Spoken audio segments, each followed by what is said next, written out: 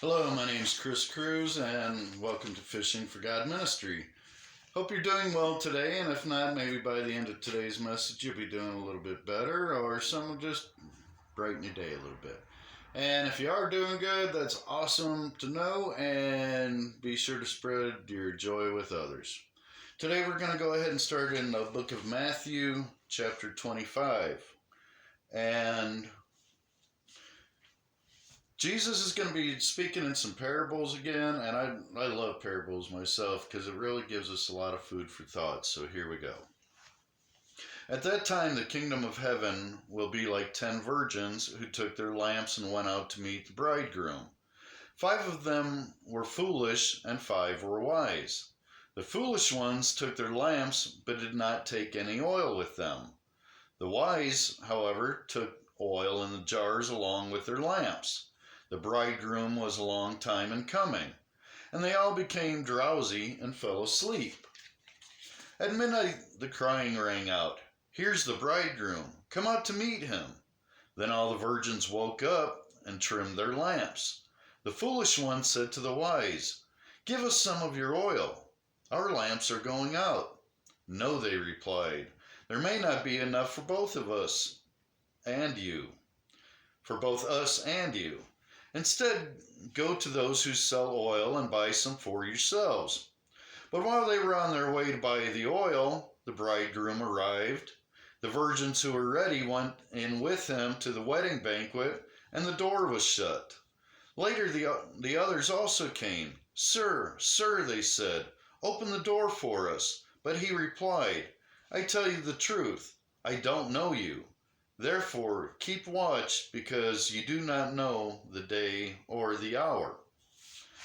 So once again, even though we can run around all day and talk about how godly we are, if it's not in our heart and we're not truly living how we're supposed to be living, we can fool all the other people that we want, but Jesus isn't going to take us if he knows that we're not prepared, if we're not being obedient.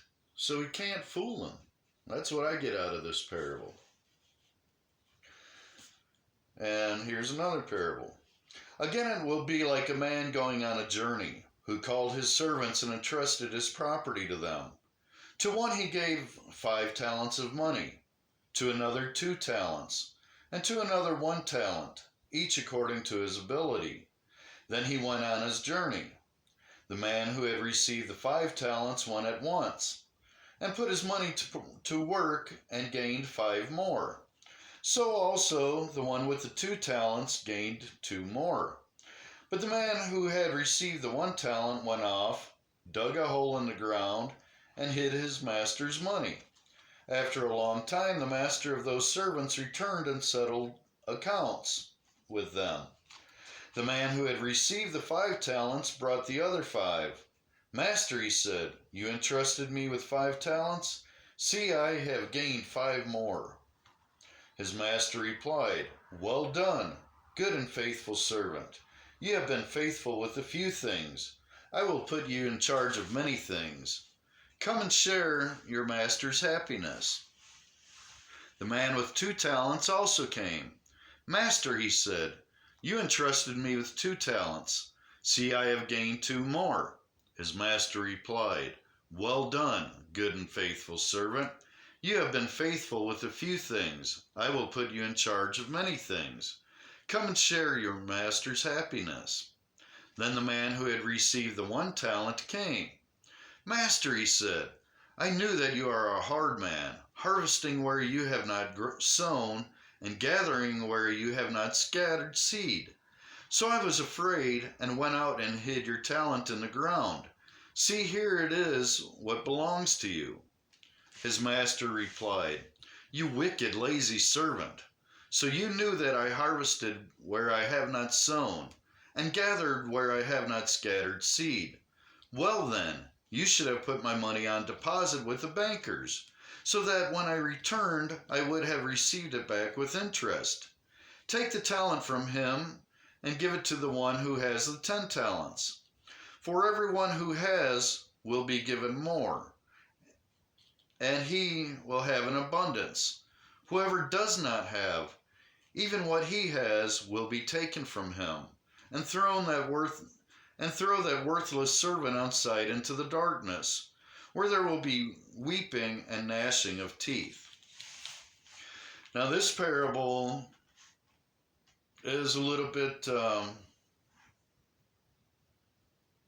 harder for me to really understand to where I can explain it. So I reckon what you have to do on this one is just either listen to it again or read it yourself and come up with what's on your heart, and feel free to share it in the comments, and it's greatly appreciated. When the Son of Man comes in his glory and all the angels with him, he will sit on his throne in heavenly glory. All the nations will be gathered before him, and he will separate the people one from another as a shepherd separates the sheep from the goats. He will put the sheep on his right and the goats on the left. Then the king will say to those on his right, "Come, you who are blessed by my Father, take your inheritance, the kingdom prepared for you since the creation of the world. For I was hungry, and you gave me something to eat. I was thirsty, and you gave me something to drink. I was a stranger, and you invited me in. I needed clothes, and you clothed me. I was sick, and you looked after me. I was in prison, and you came to visit me." Then the righteous will answer him, "Lord, when did we see you hungry and feed you, or thirsty and give you something to drink? When did we see you a stranger and invite you in, or needing clothes and clothe you? When did we see you sick or in prison and go to visit you?" The king will reply, "I tell you the truth. Whatever you did for one of the least of these brothers of mine, you did for me." Then he will say to those on his left. Now, before we do that, let's continue. Let's go ahead and talk to the ones on his right. He's talking about the righteous when we really think about it. So when we see others in need, we don't need to be told by anyone, "Hey, go help this person out." It's going to be written in our heart, and we're going to go and do it. When we see somebody in need, no matter what it is, whether it be food, clothing, whatever it is, we've got to have compassion on those people and not just turn the other cheek and look the other way, which so many people do. Or they want to be judgmental and say, "Well, you don't have anything because you're lazy or a glutton or this or that," and make false judgments on one another. We're supposed to have mercy on one another. And those who do have mercy, without question, those are the ones that are pleasing to Jesus, pleasing to God.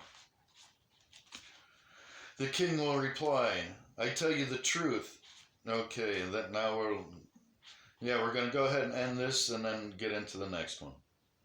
The king will reply, "I tell you the truth. Whatever you did for one of the least of these brothers of mine, you did for me." Then he will say to those on his left, "Depart from me, you are cursed,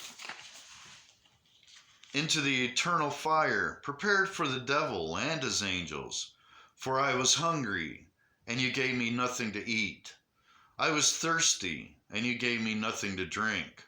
I was a stranger, and you did not invite me in. I needed clothes, and you did not clothe me. I was sick and in prison, and you did not look after me." They also will answer, "Lord, when did we see you hungry or thirsty, or a stranger, or needing clothes, or sick, or in prison, and did not help you?" He will reply, "I tell you the truth. Whatever you did not do for one of the least of these, you did not do for me." Then they will go away to eternal punishment, but the righteous to eternal life. So once again, it's Jesus getting back to the message of love and serve others, love and serve others, love and serve others. Not to be selfish, not to live in our big houses and drive our fancy cars and turn the other cheek when it comes to all the homeless people and the people who are drug addicted or in dire need of help. We got to stop turning the other cheek and looking the other way on those people, because even though we may go to church every Sunday, we may read our Bible every single day, it still isn't enough if we're not loving and serving others. So, today we're going to go ahead and end today's message. This is the end of chapter 25. I hope that something has helped brighten your day today, and if so, please go out and brighten someone else's day. Let's be a light, let's love and serve others, and you have a great, blessed day, my friend. Peace and love, and we'll see you soon.